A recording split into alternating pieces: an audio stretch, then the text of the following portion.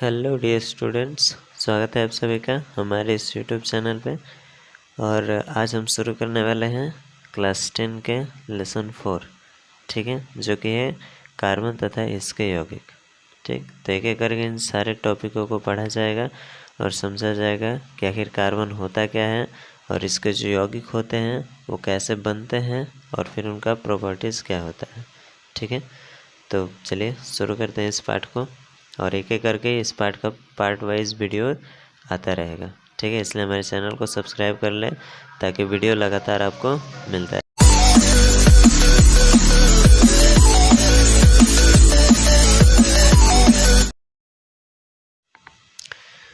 तो देखिए, जैसा कि पाठ का नाम कार्बन तथा इसके यौगिक, ठीक है, तो पहले कार्बन के बारे में कुछ बातें हम जान लेते हैं, ठीक है।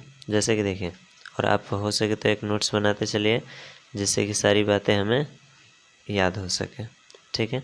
देखिए, जैसे हम बात करें कार्बन की, ठीक है, तो जो कार्बन है इसका सबसे पहले देखा जाएगा संकेत।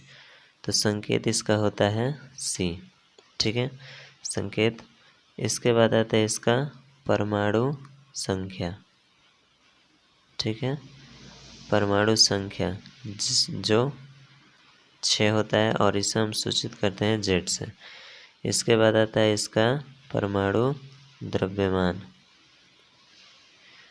ठीक है, परमाणु द्रव्यमान जो कि लगभग होता है 12, ठीक है, इसके लिए होता है A, ठीक। इसके बाद अभी एक परमाणु है तो इसमें कुछ इलेक्ट्रॉन होंगे जो कि नेगेटिव चार्ज के होते हैं और कुछ प्रोटॉन होंगे जो कि पॉजिटिव चार्ज के होते हैं।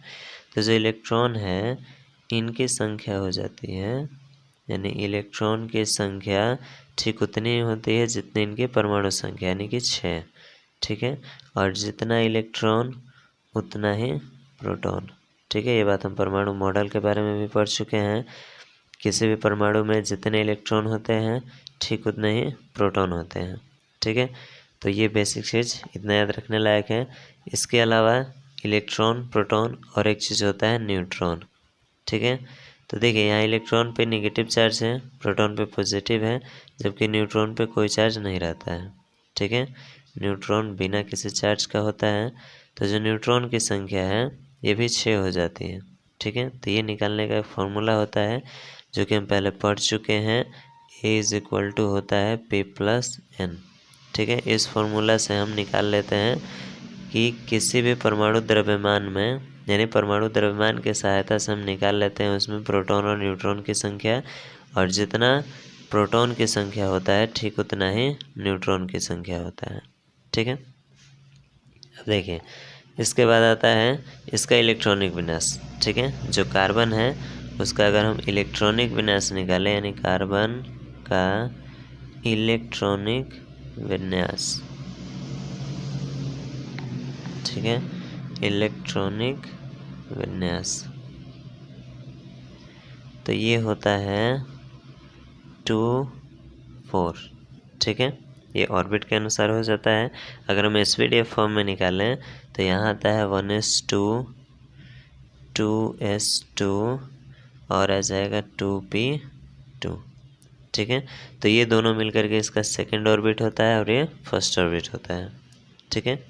अब इसमें बात ये आती है कि इसके संयोजी इलेक्ट्रॉन की संख्या कितनी होती है, जो इसके लिए सबसे ज़्यादा इम्पोर्टेंट है, ठीक है, संयोजी इलेक्ट्रॉन। क्योंकि संयोजी इलेक्ट्रॉन ही सारे तत्वों में जो गुण होता है उसको निर्धारित करते हैं, ठीक है। तो इसके जो संयोजी इलेक्ट्रॉन है वो 4 है, ठीक है। तो इतनी बातें आपको याद रखनी है। इसके साथ साथ अगर आपसे पूछा जाए कि कार्बन जो है वो धातु है या अधातु है, तो जो कार्बन है वो होता है एक अधातु, ठीक है, कार्बन अधातु होता है। और इसके बाद इसके कुछ अपरूप आते हैं जो कि आपको याद रखना है, ठीक है। तो पूछा जाए कार्बन के, यानी कार्बन के अपरूप कौन कौन से हैं, ठीक है। तो जो कार्बन का अपरूप होता है वो 3 होते हैं, ठीक है। 3 में से 2 तो हमें मालूम है। जो पहला होगा वो हीरा, ठीक है, जो कि काफ़ी कठोर पदार्थ होता है। दूसरा हो जाता है ग्रेफाइट, ठीक है, ये नॉर्मली सबको मालूम रहता है। ठीक है, हीरा और ग्रेफाइट। लेकिन जो तीसरा होता है वो होता है C60 फ्लोरीन। ठीक है, C60 फ्लोरीन होता है, जो कि इस पार्ट में आपको आगे मिलेगा। ठीक है, तो इसके बाद और भी बहुत सारी बातें हैं, लेकिन आपको मेनली इतनी चीज़ें याद रखनी चाहिए। ठीक है, सबसे पहला जो है इसका संकेत जो कि C होता है, परमाणु संख्या जिसे हम Z से सूचित करते हैं। ठीक है, और इसका संख्या जो होता है 6 होता है। ठीक है, उसके बाद परमाणु द्रव्यमान होता है जिसे हम लोग A से सूचित करते हैं, और ये होता है 12। ठीक है, अब परमाणु के अंदर इलेक्ट्रॉन, प्रोटॉन और न्यूट्रॉन तीनों अपने मॉडल के अनुसार होते हैं। तो जो इलेक्ट्रॉन होता है वो ऋणावेशित होता है और इसकी संख्या होती है 6। ठीक है, जो प्रोटॉन धनावेशित होता है उसकी संख्या भी 6 होती है, और जो न्यूट्रॉन होता है जिस पर कोई भी आवेश नहीं होता है उसकी संख्या 6 होती है। ठीक है, और ये जो फॉर्मूला है ये हम पहले पढ़ चुके हैं, यानी कि ये ए है, यानी कि ए से हम परमाणु द्रव्यमान को लिखे थे। तो परमाणु द्रव्यमान बराबर हो जाता है प्रोटॉन की संख्या प्लस न्यूट्रॉन की संख्या। ठीक है, और ठीक उसी तरह जो प्रोटॉन होता है वो न्यूट्रॉन के बराबर होता है, और ठीक इसी तरह से इलेक्ट्रॉन भी इनके बराबर हो जाते हैं, यानी यहाँ हम बराबर में इलेक्ट्रॉन भी डाल सकते हैं। ठीक है, अब इसका इलेक्ट्रॉनिक विनाश अगर निकाला जाए तो इस तरह से 2 4 आता है। ठीक है, यानी कि ये पहला कक्षा है जिसको हम K लिखते हैं, ये सेकेंड ऑर्बिट है जिसको हम लोग L लिखेंगे। ठीक है, उसी तरह इसका SPDF में इस तरह से 1s2 2s2 2p2। ठीक है, इस तरह का हो जाएगा। अब इसके बाह्यतम कक्षा में जो इलेक्ट्रॉन होते हैं 4 होते हैं, और इसे 4 इलेक्ट्रॉन की ज़रूरत होती है स्थायी के लिए होने के लिए, इसलिए इसके संयोजी इलेक्ट्रॉन 4 हो जाते हैं। ठीक है, अब कार्बन जो है वो क्या है, एक अधातु है। कार्बन के अपरूप जो होते हैं हीरा, ग्रेफाइट और एक C60 फ्लोरीन। ठीक है, तो इतनी बातें आपको नॉर्मली याद रखनी है। ठीक है, अब चलिए अब अपने पाठ को शुरू करते हैं। ठीक, तो देखिए पाठ में सबसे पहले कहा गया है कार्बनिक रसायन एक परिचय, यानी जो हमारा कार्बनिक रसायन है उसके बारे में आखिर हम परिचय ये करेंगे कि आखिर इस रसायन के अंतर्गत हम किन चीज़ों का अध्ययन करेंगे। ठीक है, तो देखिए सबसे पहले बोला जा रहा है कार्बन पृथ्वी पर 0.02% पाया जाता है। ठीक, तथा वायु में कार्बन डाइऑक्साइड के रूप में कार्बन 0.03% पाया जाता है। यानी कि देखिए ये है कार्बन पृथ्वी पर, यानी पृथ्वी पर जितने भी कार्बन के यौगिक होंगे वो सारे यौगिक मिला करके कितने होंगे, यानी कि उन सारे यौगिकों में उपस्थित कार्बन की जो संख्या होगी वो लगभग 0.02% है। ठीक है, और ये है कि वायु में कार्बन डाइऑक्साइड, यानी जो कार्बन डाइऑक्साइड जो होता है जिसे हम लोग CO2 लिखते हैं, उसकी संख्या कितनी होगी 0.03%। ठीक है ना, जो कार्बन डाइऑक्साइड है जो कि हमारे वायुमंडल में पाया जाता है। ठीक, फिर है कि मुक्त अवस्था में कार्बन हीरे, ग्रेफाइट तथा कोयले के रूप में पाया जाता है। यानी अगर आपसे पूछा जाए कि ये कार्बन है वो मुक्त अवस्था में किन किन रूपों में पाया जाता है, तो वो हीरा होगा, ग्रेफाइट होगा और कोयला। यानी हीरा, ग्रेफाइट और कोयला ये तीनों मुख्य रूप से क्या है, कार्बन ही है। ठीक है, अब आता है इसके आगे संयोजित अवस्था में यह मुख्य रूप से कार्बोनेट खनिजों में पाया जाता है। संयोजित अवस्था का मतलब यौगिक के रूप में। ठीक है, अब चलिए आगे देखिए। अब इसमें ये कहा जा रहा है कि कार्बन सभी सजीवों के निर्माण में आवश्यक अवयव होता है। ठीक है, यानी कि पृथ्वी पर जितने भी सजीव हैं, ठीक है ना, जैसे कि इस वाक्य में ये कहा गया है कि कोई भी सजीव हो उसमें कार्बन की मात्रा जरूर पाया जाएगा।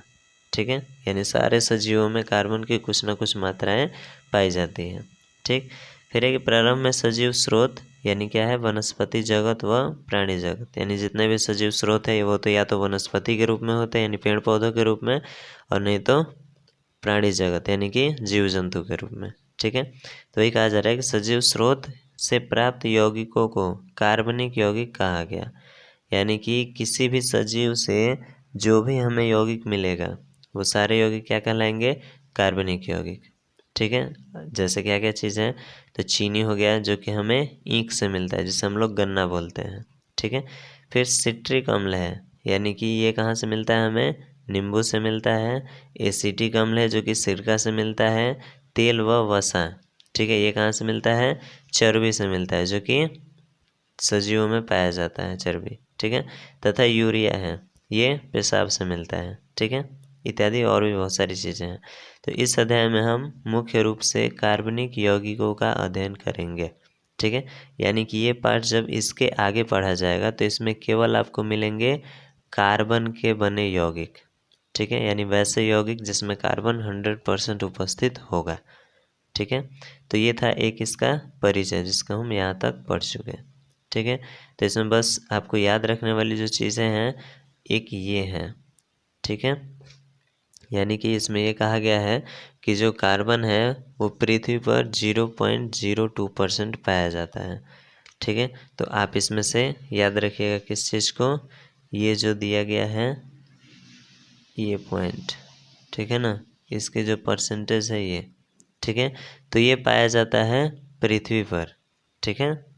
और जो बाकी ये जो दिया गया है 0.03%, ये दिया गया है कार्बन डाइऑक्साइड के रूप में। ठीक है। यानी इसको अगर हम लिख दें इस तरह से तो ये होता है CO2 के रूप में। ठीक है। और इसके बाद जो भी आगे चीज़ें हैं, ये तो हीरा ग्रेफाइट इनके को मतलब कार्बन इन रूपों में पाया जाता है। ठीक है। और एक चीज़ आपको ये याद रखना है कि कार्बन सभी सजीवों के निर्माण में आवश्यक अवयव होता है। यानी जो ये लाइन है इसको आप हो सके तो अपने नोटबुक में नोट कर लें। ठीक है। कार्बन सभी सजीवों के निर्माण में आवश्यक अवयव होता है। ठीक है। तो इतनी चीज़ें आपको इससे याद रखनी है। ठीक है। तो आज के लिए बस इतना। मिलते हैं अगली वीडियो में अगले टॉपिक, जो कि है कार्बनिक यौगिकों का महत्व। आप यहाँ देख सकते हैं कार्बनिक यौगिकों का महत्व, यानी कि जो कार्बनिक यौगिक होते हैं वो हमारे किस किस काम में आ सकते हैं। ठीक है। तो आज के लिए तब तक इतना ही। इसे अच्छे से कंप्लीट कर लीजिएगा ताकि आगे जब वीडियो पढ़ा जाए तो उसमें समझने में ज़्यादा दिक्कत ना हो। ठीक है।